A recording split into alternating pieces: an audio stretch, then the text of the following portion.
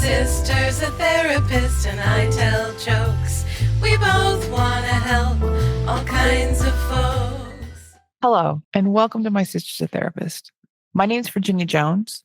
I'm a stand-up comedian, but my sister's a therapist. Hello, I'm Laura Ryan. I'm a licensed marriage and family therapist, but my main credit is sister to joke provocateur Virginia Jones. I kind of like the internal rhyme of that one, joke provoke a tour. That's a real provoke joke. And it doesn't make me sound like an old-timey snake oil salesman. And so it's a big improvement over recent ones. On this podcast, it is a therapist and a stand-up comic talking about wellness, mental health, TikTok, social issues, pretty much anything we want to talk about. Every week, one of us picks a topic and prepares for it, and we spring it on the other one like a dangerous tiger coming out of a cage, going to attack a trainer. This week, I'm the tiger, and Laura is Roy Horn from Siegfried and Roy. So what you're telling me is that I'm having a stroke on stage, and as the tiger is trying to help me, they accidentally made me? Tigers are not doctors, and I never said that they were. That needs to be a t-shirt. Because really, we need to spread awareness. Laura, it's been a little while since I've brought up a topic regarding Adlerian psychology. And boy, have I missed it. I want to talk about competition and the idea of competitiveness, which is an American apex idea. It feels like we've really mastered it and made it part of our culture, and why it might be toxic. Competition in general, or just being competitive? Being a competitive person, I suppose. The Adlerian definition sees competition as an unhealthy manifestation of a person's desire to be significant, which he terms striving for superiority or striving for perfection. I guess what's toxic about that at the core is the idea that me, myself, on my own, it's not okay. I need to do something above and beyond to be worthwhile. And we talked a little bit in our episode about birth order. Each child in a family is going to try to find their corner that they can master and they can have their role in the family. And it might be being the very best, but it also might be being the very worst. Either way is going to get them recognition, and that's what we're all going for. Yeah, either way, you'll have a role. Why Adler disliked competition is he talked about vertical versus horizontal relationships. If you remember, horizontal relationships are equals, peers. You and I are in a horizontal relationship. You're not over me, I'm not over you. Speak for yourself. But Adler believed that all relationships should be horizontal relationships. He didn't believe in a hierarchy. And I really try to live my life that way. Coming out of competing for dominance in comedy in Los Angeles, I started to see how silly the hierarchies are and how little they can be based on. And also that they're always shifting. So given that, how does it feel to be the funniest woman in Portland? See, that's the thing. That's why it's a topic this week, because I struggle with this. I struggle with competition. I don't think it's good for me. But in LA, someone would get a show and then they'd be over all of us. But then they would lose that show and someone else would get something or be in a movie or get some other kind of visibility. And you were always trying to claw your way towards your spot in this pecking order and hold on to it. I'm a million years old now. I've seen people become extremely famous and non-famous. I have the suspicion that their worth as a person doesn't change. Their inherent value as a human being? He's talking about excessive competition. Adler viewed excessive competition as an attempt to achieve significance by putting others down or being better than others. This creates a vertical relationship where one person is above another. Can you give me an example of what would be considered excessive competition? I don't know. I think we should work it out. I have a list of movies about excessive competition. Black Swan, Whiplash. What's Whiplash? Whiplash is the one about the kid, and he's really competing with himself, but the kid who's obsessed with becoming the best jazz drummer in the world. Oh, I think you talked about this in another episode, right? It weighs heavily on my mind. The idea to be truly great at something, you have to obsess over it, and it has to become your whole life. The Prestige, where two magicians are having a fight. That was ridiculous because it went on for like 50 years or something. Yeah, they each had this arch nemesis, and it resulted in a whole lot of Hugh Jackmans being dead in tanks. Sorry, spoiler alert for The Prestige. It's a 20-year spoiler. The film Amadeus. Yeah, I was going to say, are you going to mention Amadeus? Because if not, Right. I'm going to. And it appears to be in the film effortless. He's not working very hard, and that's part of what makes Salieri insane. Because his sister wrote all the songs in real life. Because in real life, he was also very pressured by his father. I think that young Amadeus was working very hard. Amadeus and Salieri have a competition that Amadeus isn't even Aware of. Right. It's totally one way. Glengarry Glen Ross. Always be closing. A film I don't know if you saw, but Yorgos Lanthimos' film The Favorite. It's about female competition. There will be blood. Oh, yeah. He's putting the straw in the milkshake. That's really Milkshake. long. I'm drinking your milkshake. When the straw in my milkshake brings all the boys to the yard because there's oil. Is that the quote from the film? I don't remember that. Yes. In that film, this oil man, all there is for him is competition. I just rewatched it. There was discussion about he is the spirit of capitalism that just wants more and more and more. And also the idea that in order for him to win, everyone else must lose. This zero sum idea. Because he didn't have children. So this was his reason for being. He had an adopted child who later the adopted child says, I'm going to go start an oil company. And you see the old man's eyes light up and he says, well, then you will be my competitor. And his kid's like, no, Dad, that's messed up. I'm your kid and you raised me in this business and I'm going to go start my own business. But all he knows is to compete and to tear the throat out of his competitor. Dangerous liaison, two people trying to bang their way to the top of a social hierarchy. Stabbing themselves in the hand with a fork and trying to smile while they do it. That was one of my favorite movies in college. I think because of the social engineering aspect and Glenn Close being such a game player. And also John Malkovich was incredibly hot in it. Agree to disagree. I think competition, I have ways that it can be good and ways that it can be bad. So maybe we can talk through those. In women's world, there's so many crummy ways that we compete. We compete to be the prettiest, but also we compete to be the thinnest. There's this other competition of being the most low maintenance, trying to be the most beautiful. I just throw on a pair of flip-flops and I'm out the door. Oh, I woke up like this. It's so toxic. Yeah, because you're basically just trying to be more like a man. And yet be very hot. Amongst the young women we watch on TikTok, there's all this, and he left me and I'm hotter than she is. I'm going to take your boyfriend because I'm hotter than you are. In the real world, being the hottest person in the room does not get you everything you want. We should know. We've lived it.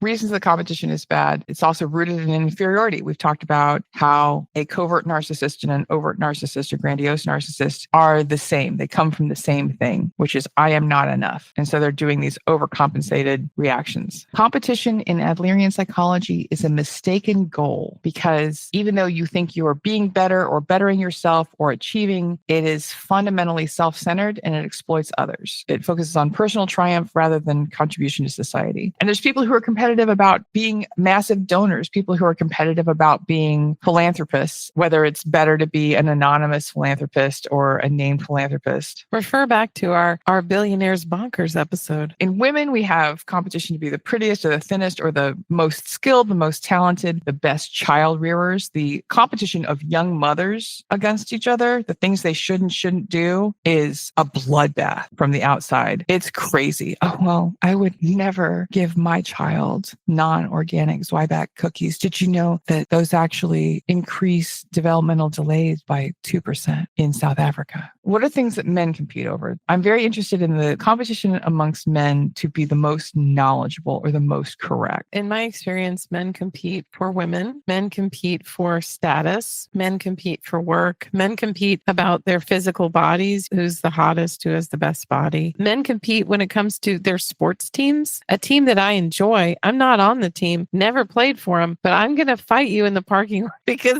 mine is better than yours. Right. Penis size. I don't think men overtly compete over penis size. Maybe they covertly do it. They seem obsessed with having the number one, whatever number one is. And I think the thing right under that is penis size. If I have the biggest truck, if I have the biggest wins in my fictional sports game, the implication is I have the biggest wiener. I don't think they just walk into a room and whip it out. I bet I got the biggest wiener out of all you guys. Men compete for status because they think it will make them more worthy in the eyes of women. I think that's where the incels come in because they think the most beautiful men, the men who have made the most money in crypto, the men who are consuming 200 grams of protein a day, those are the men who have access to women. Women are actually not attracted to all that stuff. The Chads. My son is big into watching YouTube. They talk a lot about having a snatched jawline. These boys are talking about it and what exercises you can do. At the request of my son, I was looking at this gum that you can buy to have a snatched jaw. And this kid who's a teenage boy, his review said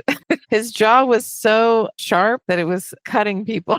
It was very funny. I thought, okay, this kid gets it. I like that. There's always going to be another realm of competition. And it's funny how, especially in film, it didn't used to matter what a man's body looked like. In the 50s, the guy would just wear a belt and suck his gut in and everybody's like, oh, he's really hot. If we're going to circle back to my favorite topic, family ties. We're going to have to group these into a different category of the Family Ties episodes. The Family Ties era. Alex P. Keaton was getting out of the shower and it was a plot line. But I saw Michael J. Fox in a towel and he had a little chicken chest. He wasn't that muscular, but he was the heartthrob of my time. And that was totally acceptable in a man's body. And I think he did not have washboard abs. No. He did not have pecs or anything. He just looked like a kind of smallish man. Just a dude in a towel. It's very interesting how when women said Hollywood is judging actresses for their body size and requiring them to be so small that it's unhealthy and we want to get out of this. And Hollywood's response was, oh, okay, I hear you. So men should also have to have eating disorders and be tremendously muscular. Okay, yeah, for sure. We got it. We got the memo. We all get to suffer. That wasn't actually what we were looking for. Here's a list of potential benefits of competition, the good things about being competitive. There's the idea for individuals that competition can act as an extrinsic motivator, helping you increase your effort and set goals and exceed those goals and develop new skills. That if you were on your own on a desert island, nobody would be Mozart because there would be no one to demonstrate this against. Through having a rival, someone to be competitive against, it can help you get better at whatever it is you're doing. But in a lot of the movies we talked about, when it becomes excessive or unfair, it can lead to unethical behavior. If you're truly saying, I'm going to win at all costs and winning is the only important thing, that becomes a opening for unethical behavior. I'm going to drink your milkshake. I'm going to steal your man. I'm going to put Visine in the fish dish so that all the other girls are throwing up and pooping themselves during the beauty competition. What's a fish dish? In the film Drop Dead Gorgeous, one person poisons, I think it was lobster, and everyone gets horribly sick. I see. I was picturing a dish shaped like a fish that all of these women were drinking out of.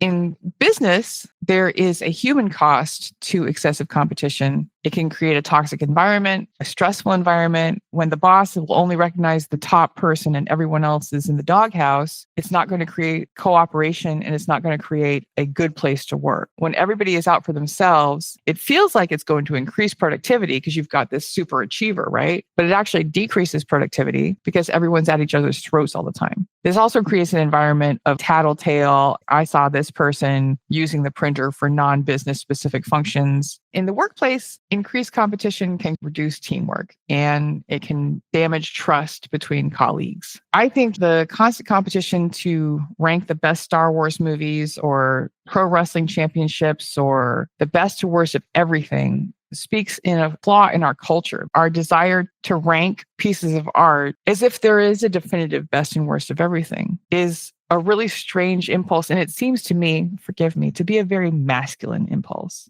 I think we talked about this before, but the idea of black pill men who sit on the internet and rank women's appearance all day long. But there is a prettiest woman and it's me. So that's a short list. I thought it was Cindy Crawford because I'm old. I don't think there is a definitively superior Pixies album or Fairley Brothers movie. I don't find it worthwhile that these are conversational points. I remember my first boyfriend was constantly doing that with me. He was like, what's your favorite movie? What's the best song you've ever heard? Who cares? And that's a line, right? If I'm asking you what your favorite movie is, it's a bid to connect with you and to understand something about you. No, it wasn't. It was a bid to tell me that all the movies I liked were stupid. Well, they are stupid. I'm going to take you back to the year 1991. I had just seen New Jack City. Oh, wow. And was it your favorite film? It was really good. Maybe that's one of my favorite movies. And he just roasted me. It was a good movie, but I don't live in that world where I go, what are the top 17 best movies I've seen this year? Who cares? What do you think it was saying about him that he was very concerned with that stuff? I remember walking up behind him at parties, and that's all he and his friends were talking about. And they were either talking about sports or they were talking about music rankings or movie rankings. It was just topics. They didn't have any real conversation. It's just such a strange impulse to spend time arguing with someone. The merits of a movie that I had absolutely nothing to do with. I don't mind talking about merits, but spending a lot of time on defending why Inglourious Basterds is the best Quentin Tarantino film or why the Chargers were the best football team of 1976. It doesn't mean anything. It's an argument for the sake of having an argument. It's an observers, not creators, consumers, people who are watching stuff. They can feel involved in it, just like they can feel involved in a sports team by comparing it to other things. It can get very, very fine, the details in the comparison. He would do this thing where he would say, quick, in the next 5 seconds, tell me the ranking of your favorite Sebadoh albums from 1 to 10. Luckily, Sebadoh never made 10 albums. See, you say you're not competitive, but you still do this crap. And I find it very funny that this is your topic because this is you. I know. This is you. But it's not how I wish to be. Right. But it is the way that you have been up until the second. Right. Anytime anyone says, quick, what are your top? I would rather try to eat a Toyota Corolla rather than have this conversation right now. I'm not great at quick memory and recall. Words, titles, stuff like that, it doesn't come to me really easily. And menopause is not helping. No, it's not. It was a deficit in me that he was constantly pointing out. And I think that was another way to compete. Oh, look at me. I can tell you in 15 seconds or less what the top 15 slasher movies of 1975 were. What a strange impulse also to compete with a partner in that way. Oh, he was competing with me in every way, shape, or form. Do you think that competition is good or bad for mental health? It depends. The other night, a friend came to visit with her son, and we all went to Peter Pan mini golf after dinner. She's kind of on a nostalgia tour, so we went to Chewy's, which I hadn't been to since college. And then we went to Peter Pan, which I hadn't been to since elementary school. Watching the little boys compete was fun. And I noticed there was this moment where my son hit the ball so hard that he got a hole in one on a different course. In basketball, that's called traveling. I don't know what it's called in golf. And all these young drunk men were clapping so hard for him. And he got so excited because it was really cool. It was like a trick shot he didn't intend to do. I think it does build self-confidence to be able to achieve, because he's never wanted to play sports. And for me, a lot of my self-confidence has come from my ability to be successful in that realm. Yeah, Laura was the only sporty spice in our family, and she was a very accomplished soccer player. And also, if we're going to look at our accomplishments or ranking, my mother once told me that I had the fattest thighs on the whole soccer team. Thank you, Mother. I am a physically fit person. I am competitively playing a sport, but you're still forcing me into a competition with all these other little girls that I never signed up for, and none of them did either. And I know that this is meaningless and it doesn't matter anyway, but you were in amazing shape when you were playing soccer. You were just this sinewy, tan little dynamo. There was no reason to say anything about your thighs ever. But my mother always thought about women in competition. According to what I found on the internet, the relationship between competition and mental health is complex and depends heavily on the type of competition and the individual's mindset. Competition is not inherently bad for mental health. In healthy form, it can be highly beneficial. But when it becomes unhealthy or hyper-competitive, it can be significantly detrimental, leading to stress, anxiety, and burnout. My question is, how do you know when you've crossed over from healthy to unhealthy? Because I'm reminded of this client that I used to have. He came to me for his anger management. And one of the biggest problems for anger management for this particular person was related to playing golf. He would throw his golf club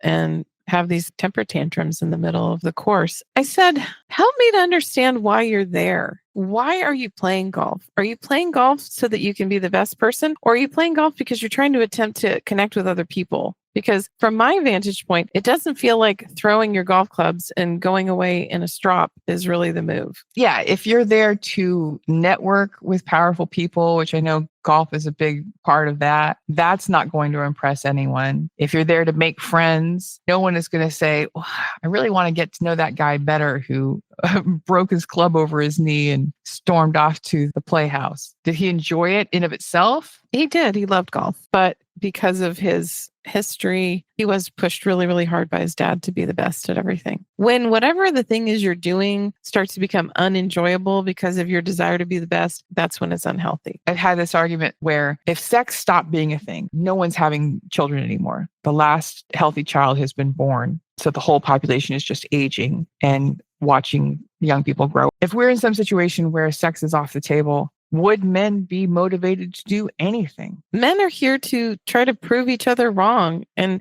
although finding the most attractive mate is on the list, I think it's just about each other. They're trying to impress other men. And women do a lot of things to impress other women. I think most of fashion, beauty culture, yeah, we want to look good for men. But when most men's girlfriends share with them the many things that we do, the many rituals we undertake in order to be physically attracted to them, they're horrified. They have no idea that we spend so much time plucking and bleaching and dyeing and getting treatments and pedicuring, because they don't really notice any of that stuff. They notice the after effect of it, but it's supposed to be effortless and just happen naturally. I was married to someone, I'm going to share something really sexy about myself, who saw me shaving my toes. And he said, wow, I didn't realize women grew hair on their toes. Women grow hair everywhere. No, it's only men that grow hair on their toes. We just have little dots there for no reason. There's little places where hair grows, but Their hair could grow if we were a man. Right, exactly. I remember getting ready one night and my partner at the time was criticizing how long it was taking. He said, well, I don't care what you look like. And I said, babe,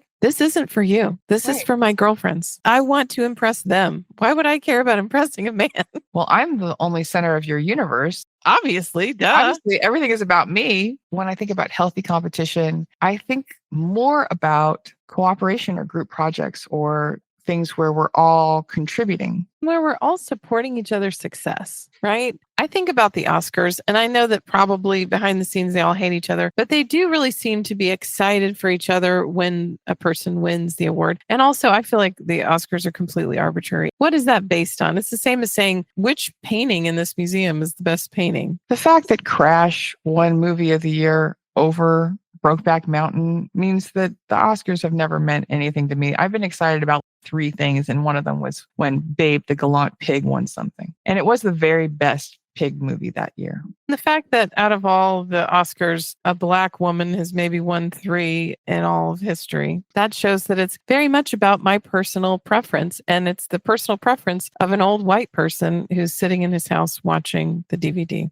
I don't understand, Laura. White men are always the best at everything. It's because they step on the necks of everyone else. No offense to our white male listeners. Wink.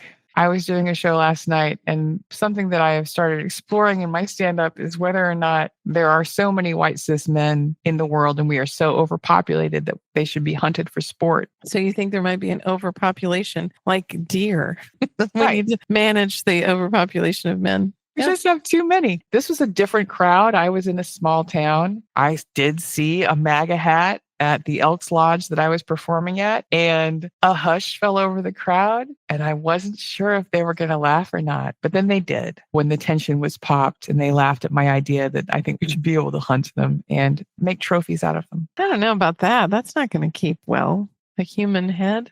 Laura, don't be ridiculous. It gets taxidermied like anything else. It's not just a piece of meat on the wall. Hairless skin. It doesn't look that good. It looks like leather. Everybody likes it. I've got a list called When Competition is Bad for Mental Health. Increased anxiety and stress. It can increase your fear of failure, burnout and exhaustion. You're sacrificing sleep. You're sacrificing self-care. You're putting everything into this thing you're competitive about. Low self-esteem and shame. If a person's self-worth is solely tied to winning or achieving a top rank, losing can be interpreted as a personal failure. Toxic relationships. When success is seen as a zero-sum game, my win means you lose. It erodes trust, encourages rivalry, and can lead to hostility or isolation. If a person is trying to be the best at something and they win, they don't really have any friends. They have sycophants. They have people in this vertical relationship with them, looking up at them.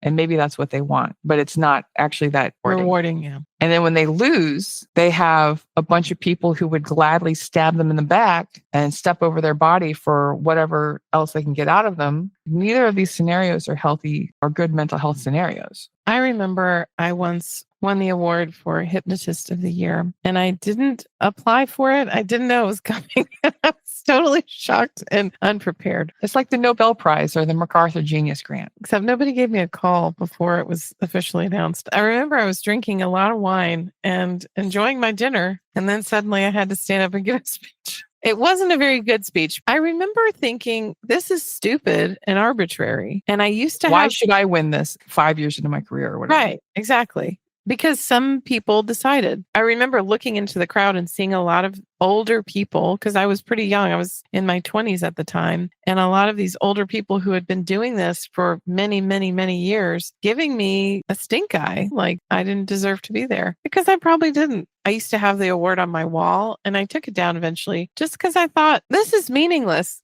It was an award that I had when I worked for a conglomerate of hypnosis centers, and it really only holds any rank in that sphere. I felt very touched that my boss had made such a big push for me to win, but it also felt kind of stupid. So even in the moment of winning, you had imposter syndrome. I didn't feel like an imposter. I really felt like I did not earn this. I've been doing this for a few years. I'm okay at it. But there's all of these very old people who have been doing this for 30 or 40 years who, if we actually compared our work, I'm sure that they're better than me. Maybe they've been sucking for 30 years, Laura. Maybe so. It's pretty sad if you've been in this game for that long and you still suck at it. Here's a listicle. When competition is good for mental health. Maybe this is the answer we've been looking for. When competition is good, it can increase your motivation and drive. It can help you with your self-improvement, and you can get a sense of accomplishment. Successfully meeting a challenge, even if you don't win first place, generates a sense of pride and competence, which boosts overall self-esteem. Maybe the answer to the question, what is the difference between healthy and unhealthy competition? Healthy competition is defined by personal growth. You're making yourself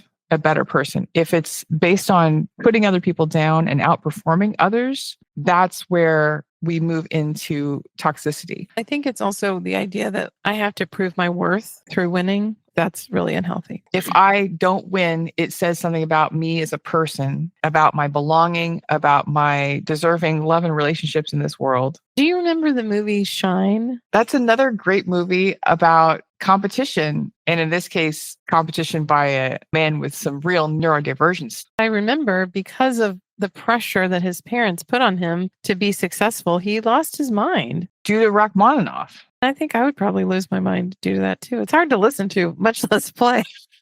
It's hard just to absorb. Pro tip, if you have ADHD and a hard time going to sleep, Rachmaninoff does the job. Too much competition can drive you mad, too much perfectionism. Your friend and mine, Nick Drake. I saw a show where Robin Hitchcock was playing the songs of other musicians from the 60s and 70s. He said about Nick Drake that he'd seen him record something and he did these beautiful, very complicated guitar parts. If he made a single error, he would have to start over. What's bad for him is that perfectionist feeling that any failure was an abject failure. Refer back to our musicians and mental illness episode. Okay, we've made a definition between the two of us of what's healthy competition and what's unhealthy competition. I do think that any competition that makes you try to be a better person is inherently good. Here were Adler's thoughts on it. So Adler emphasized social interest, which he called Gemeinschaftsgefühl. And that word means social interest or a horizontal movement. It's healthy striving, which is a cooperative effort aimed at self-improvement and contributing to the general welfare. Another important part of Gemeinschaftsgefühl is the courage to be imperfect. The cooperative individual has the courage to be imperfect and focuses on their own tasks and growth rather than constantly comparing themselves to others. They celebrate the achievements of others without seeing them as evidence of their own failure. From the Adlerian perspective, excessive competition is a sign of discouragement, low social interest, and self-centeredness, whereas cooperation and working for a common good are indicators of a well-adjusted, healthy individual. Competition is a double-edged sword. It's an engine for innovation and hard work, good work, and increased efficiency. And building self-esteem. I really do think it helps with that. But it can also lead to destructive behavior and negative outcomes. And I think maybe the dividing line is that idea of, am I improving myself or am I doing things to put other people down? Why am I getting better at this? Why am I working at this thing? Why is this my goal? Is it to elevate myself through pushing other people down, or is it truly just my own mental health, well-being, ability, and skill set? And a desire to push myself and do more and be better. We got off track a little bit, which I can't imagine that happened. But my idea was, if there was no sexual urge or desire to compete for the attention of women, the first thing that would end would be popular music. If men weren't in bands to achieve attention from women, they just would stop doing it. But I think women would still make music. That's kind of sexist. So in that way, music would get a lot better. It would just be Lilith Fair every day. I don't know if that's bad. Something that came up during the Lilith Fair documentary that I watched while I was doing my taxes recently. They were talking about how different it felt to be on a lineup of only women. There was still a healthy level of competition. Right. No You want one- to do a good job. Right. But no one was being mean to each other. No one was trying to sabotage anybody. And Sheryl Crow said, you just go on stage and it was fun. It was community oriented. We were all trying to build each other up instead of trying to tear each other down. I think Alfred Adler would have enjoyed Lilith Fair. When I've been at all women comedy festivals, occasionally you do meet a woman who is still lost in the sauce of misogyny and is being competitive and trying to withhold information. I had one at a recent festival and it was kind of a throwback. Oh my God. Yeah, we all used to do this and really try to be the best woman because we thought there could only be one really funny woman. When I'm surrounded by other women in comedy, it's a much different place and it's a much more fun place where we're trying to build something good together. One thing I have been struggling with in comedy here is I am surrounded by men most of the time. It's a bummer. It's not as fun. They're having very male conversations. All of male comedy is based on a complicated bootlicking system that they have installed because that's how they achieve is through the largesse of other men. I'm very happy to have taken myself out of that competition. I was working with a very funny, very nice male comic. He was bemoaning the fact that he was in the small room of the nightclub we were working at. He said it a couple times. And I said, all disappointment comes from comparison. I didn't say unfair. But it is an unfair comparison because he's comparing himself to someone that isn't him. The only thing that stopped the self-destructive cycle was I said, this club is very rarely putting pure stand-up upstairs. It is a lot of influencers and podcasters. And then he didn't feel the need to compare himself to those people. And he felt better. All we should all be focusing on is going out and doing the best shows we can and working as hard as we can and connecting to people if we can. That's the way to success, not trying to make other people look bad or feeling bad about ourselves or making sure your boot is on someone else's neck. Although I struggle with this, I think that I can see the healthy side and the unhealthy side. Specifically in comedy, the times when I've been insanely competitive have been earlier in my career when I was less confident. What I have now is an incredible amount of calm and self-assurance and knowledge that whatever happens, it's going to be okay. That keeps me from being petty and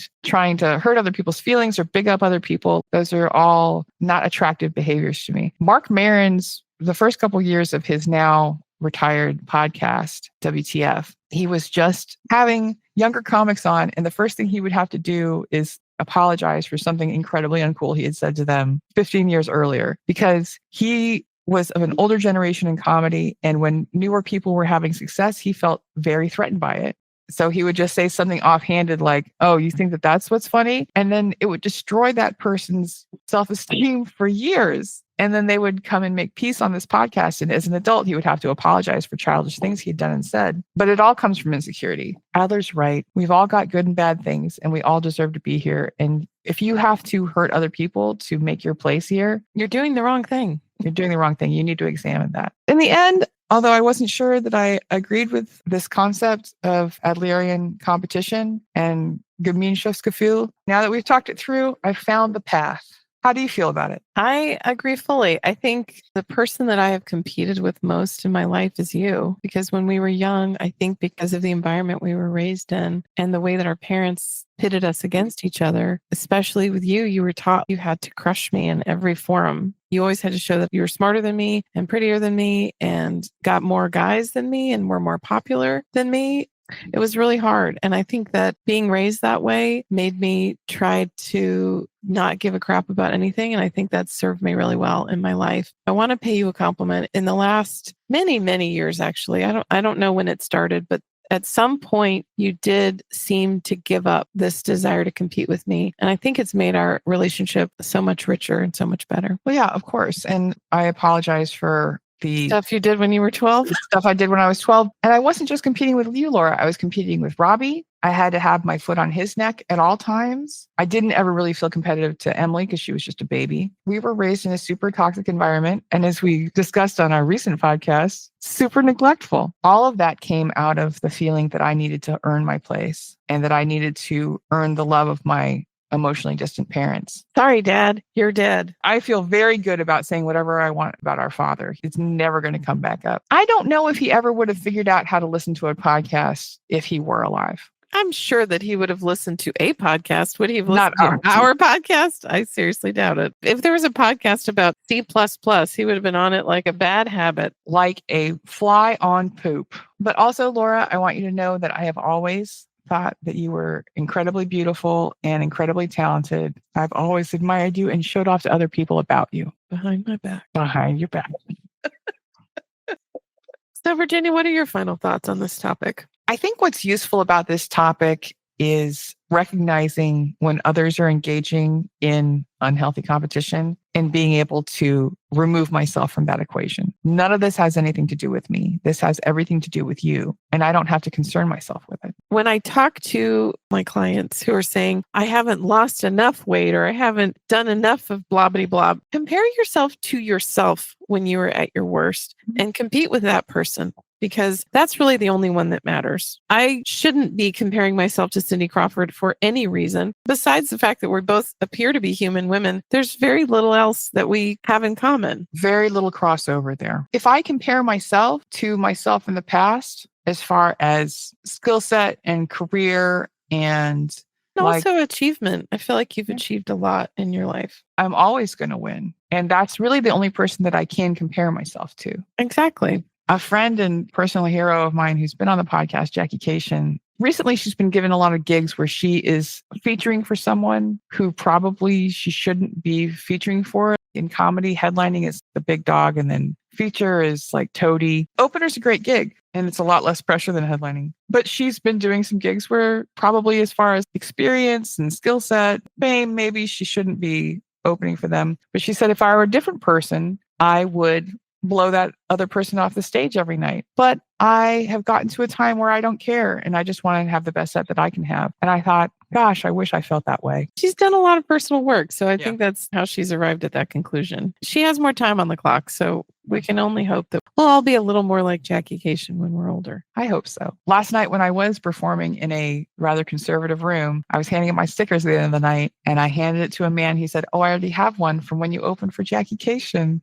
And I said, oh, hooray. Heck yeah. And I said, she's coming back. She's going to be filming her special in November. You said, you're an ally. And I like that. I like that about you. So, Virginia, if people want to compete with you by following you on the internet, how would they go about doing that? People can find me on the internet at my website, which is www.badinia.com. I am available for hire on Gig Salad, which has been happening more and more. You can find my TikTok at Badinia, Badinia, and my Instagram is also Badinia, Badinia. Our podcast, My Sister's a Therapist, has an Instagram account called My Sister's a Therapist. We also have a website, and it's called My Sister's a Therapist. If you would like to write us a note, a show idea, or just a compliment, you can send it to hello@mysistersatherapist.com. If you would like to employ us for any reason, pitch it to us at hireus@mysistersatherapist.com. Laura, where can people find you on the internet if they wish to do so? If they're interested in working with me professionally, they can go to my website, lauraryan.org. As long as you live in the state of Texas,